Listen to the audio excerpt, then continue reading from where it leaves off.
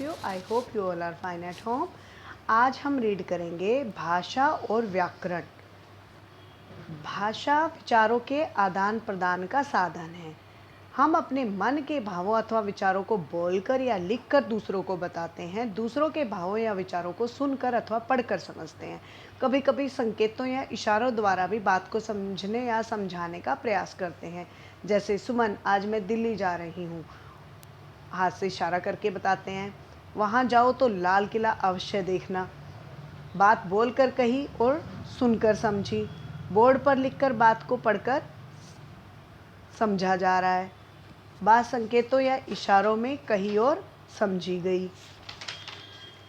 इस प्रकार हम कह सकते हैं कि मन की बात को बोलकर या लिखकर प्रकट करना तथा सुनकर या पढ़कर समझना ही भाषा है।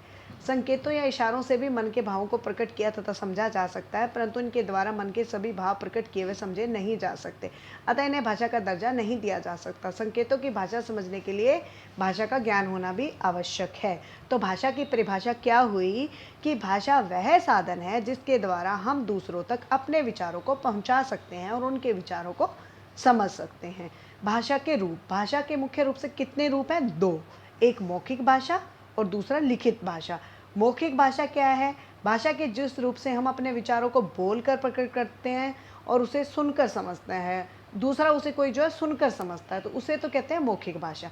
जैसे वार्तालाप, रेडियो श्रवण आदि, यानी कि जैसे हम रेडियो सुनते हैं या आपस में बात करते हैं, तो वो क्या हो गई? मौखिक भाषा।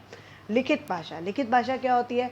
भाषा के जिस रूप से हम अपने विचारों को लिखकर प्रकट करते हैं और दूसरा उसे पढ़कर समझता है, उसे लिखित भाषा कहते हैं। जैसे पत्र, समाचार पत्र, पुस्तक, मोबाइल संदेश आदि। इसी तरह संसार की कुछ अन्य भाषाएं हैं।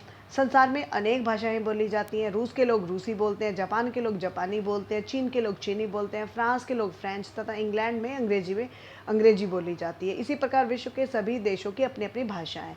भारत की राजभाषा हिंदी है। भारत की राजभाषा कौन सी है? हिंदी, क्योंकि अधिकतर भारतीय हिंदी भाषा का ही प्रयोग करते हैं। 14 सितंबर 1949 को हिंदी को राष्ट्रभाषा का, जबकि पूरे संसार में सबसे अधिक लोग अंग्रेजी भाषा का प्रयोग करते हैं। इसलिए राष्ट्रभाषा कब बनी हिंदी? 14 सितंबर 1949 को। और इसलिए अंग्रेजी भाषा को अंतर्राष्ट्रीय भाषा भी कहते हैं। लिपि, लिपि क्या होती है? भाषा को स्थायी रूप देने के लिए लिखित भाषा की आवश्यकता पड़ती है, और भाषा लिखने के लिए जिन चिन्हों की आवश्यकता पड़ी वह लिपि कहलाई। तो लिपि की परिभाषा क्या हुई? किसी भाषा के लिखने की विधि उसकी लिपि कहलाती है। तो आज हमने रीड किया भाषा के रूप, भाषा, लिपि, संसार की अन्य भाषाएं। तो अगली वीडियो में हम कुछ अन्य भाषाएं और उनकी लिपियों के और व्याकरण के बारे में रीड करेंगे। Thank you. Have a nice day.